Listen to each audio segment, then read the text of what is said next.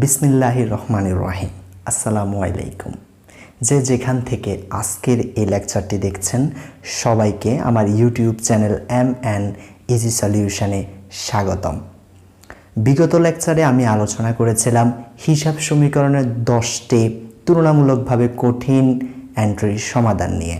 তো যারা দেখেননি ওই লেকচারটি দেখার জন্য আহ্বান করছি।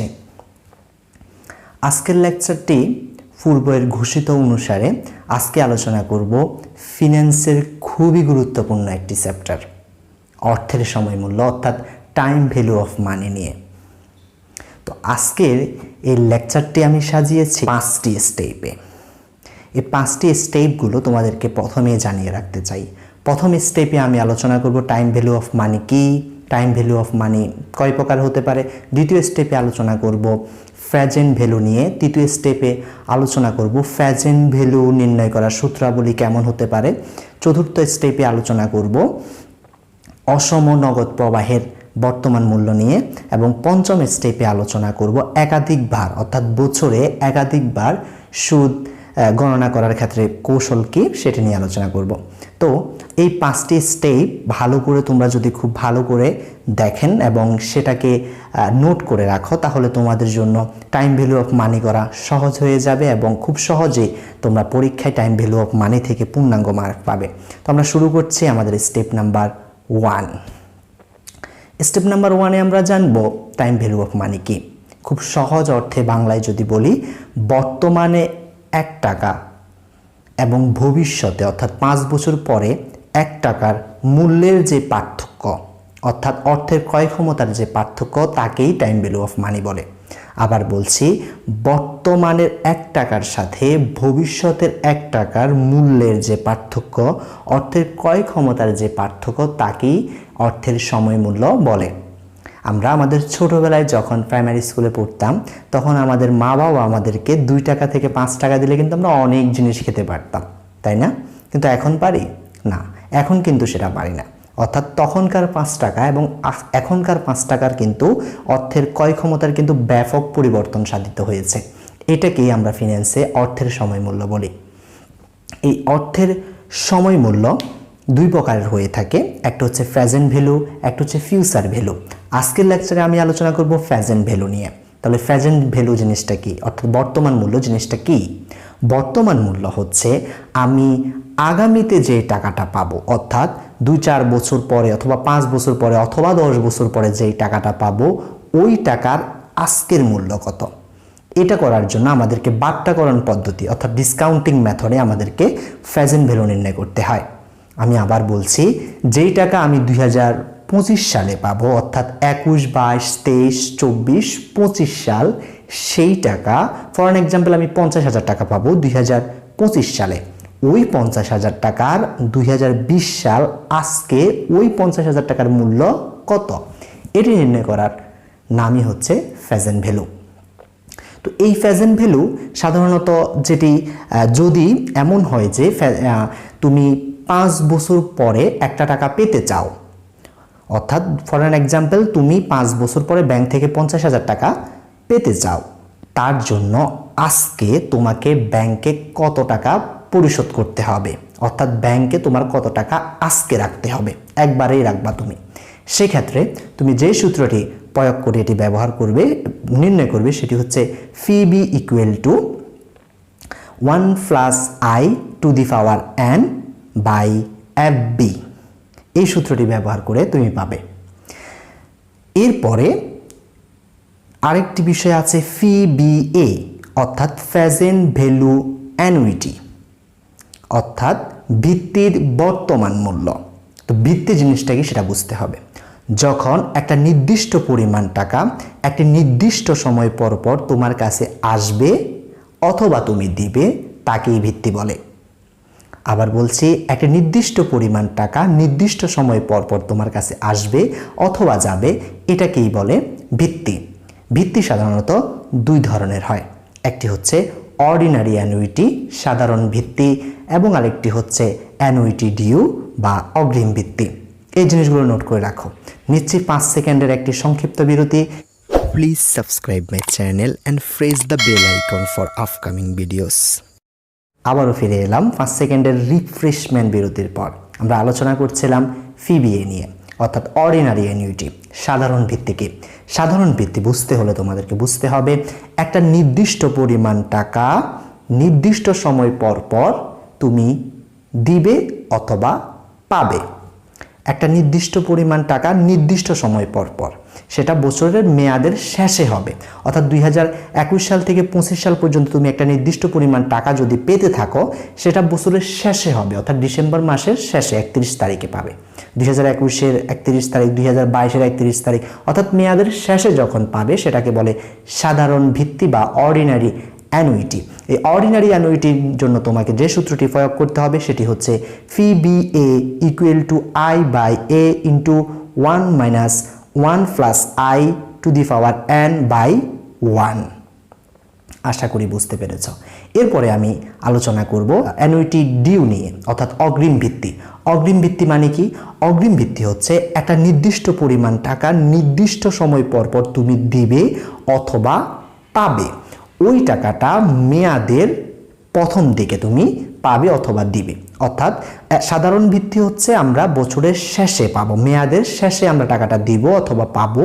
আর অ্যানুইটি ডিউর ক্ষেত্রে আমরা বছরের প্রথমে, অর্থাৎ জানুয়ারি মাসের 1 তারিখ, 2021 সালের জানুয়ারি মাসের 1 তারিখ, 2022 সালের জানুয়ারি মাসের 1 তারিখ, 2023 সালের জানুয়ারি মাসের 1 তারিখ, তো হিসাব বছর যদি আরও ছোট হয় সেক্ষেত্রে হিসাব বছরের প্রথমে যদি আমরা টাকাটা দিই অথবা টাকাটা পাই তাহলে বলে অ্যানুইটি ডিউ। অ্যানুইটি ডিউ সূত্র হচ্ছে P V A equal to I by A into 1 minus 1 plus I to the power N by 1 into 1 plus I. অর্থাৎ এই যে শেষে 1 প্লাস আই এটি কিন্তু অ্যাড হয়েছে, অর্থাৎ সাধারণ ভিত্তির ক্ষেত্রে সূত্রের এই জিনিসটা নেই, অ্যানুইটি ডিউর ক্ষেত্রে অগ্রিম ভিত্তির ক্ষেত্রে জাস্ট এই জিনিসটা অ্যাড হলো। তাহলে তোমরা এই সংজ্ঞার মাধ্যমে খুব সহজেই নির্ণয় করতে পারবে কোনটি অ্যানুইটি ডিউর সূত্র ব্যবহার করব, কখন আমরা অর্ডিনারি অ্যানুইটির সূত্র ব্যবহার করব। এখন আমরা চলে যাব আমাদের স্টেপ নাম্বার 4-এ। স্টেপ নাম্বার 4-এ আমরা জানব অসম নগদ প্রবাহের বর্তমান মূল্য, অর্থাৎ cash flow on uneven series. অসম নগদ প্রবাহ আমরা স্টেপ নাম্বার 3-তে বলেছি একটা নির্দিষ্ট পরিমাণ টাকা নির্দিষ্ট সময় পর পর তুমি পাবে অথবা দিবে।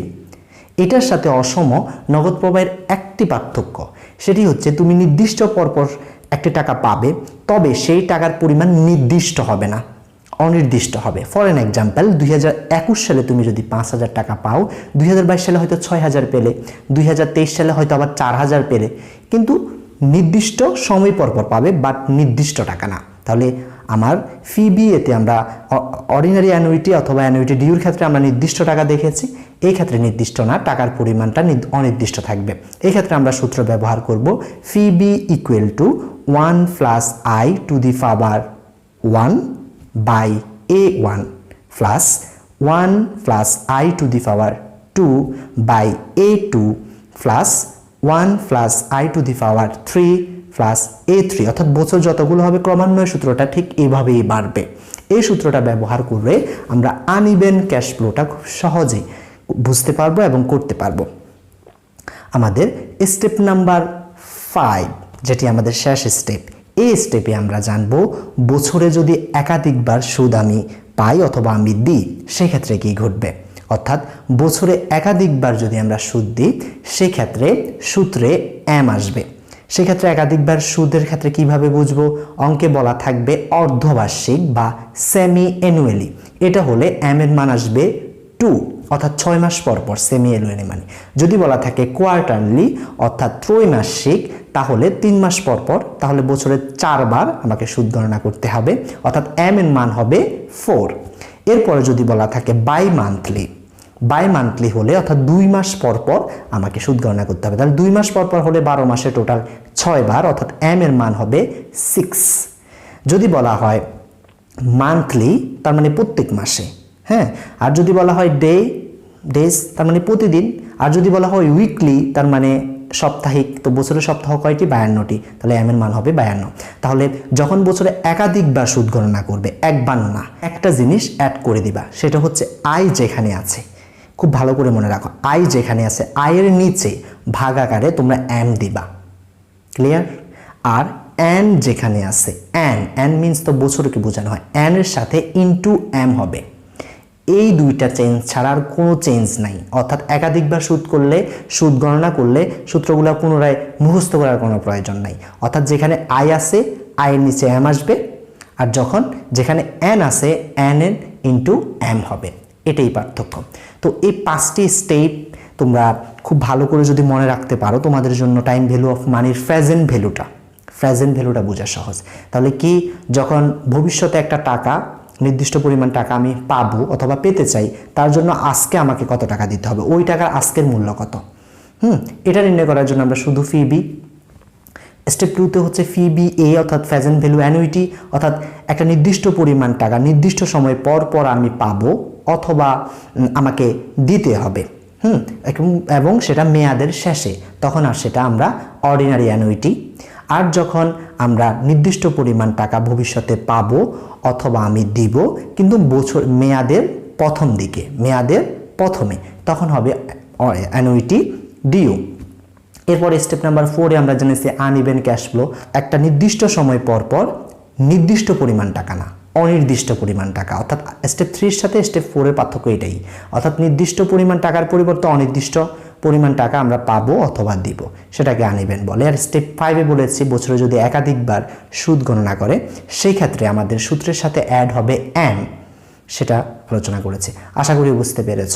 যদি কিছু না বুঝে থাকো তাহলে অবশ্যই আমার ইউটিউবের যে ভিডিও লিঙ্ক সেখানে কমেন্টস বক্সে জানিয়ে দিবে কিছু না বুঝে থাকলে। আগামী এপিসোডে আমি আলোচনা করব, যেহেতু টাইম ভ্যালু অফ মানিটা 2টি ভার্সন, অর্থাৎ অনার্সে যারা আছে তাদের ইংলিশে আসে এবং যারা দ্বাদশ শ্রেণী পর্যন্ত আছে তাদের কিন্তু বাংলায় আসে। তো কাজে আমি আগামী ক্লাসটা বাংলায় নেব। যারা দ্বাদশ শ্রেণী আছে তাদের জন্য প্রেজেন্ট ভ্যালুর অঙ্কগুলো তুমি কোন ক্ষেত্রে কোন অঙ্ক কোন সূত্র ব্যবহার করবে এগুলো ক্লিয়ার করে দেব প্রেজেন্ট ভ্যালু নিয়ে আগামী পর্বে। তো আজকের এই আলোচনাটি যদি তোমাদের কোনো কাজে লেগে থাকে তাহলে অবশ্যই আমার চ্যানেলটি সাবস্ক্রাইব করবেন এবং বন্ধুদেরকে জানিয়ে দিবেন শেয়ার করে। তো আগামী পর্ব পর্যন্ত ভালো থাকুন, সুস্থ থাকুন এবং অবশ্যই নিরাপদে থাকুন। খুদা হাফেজ।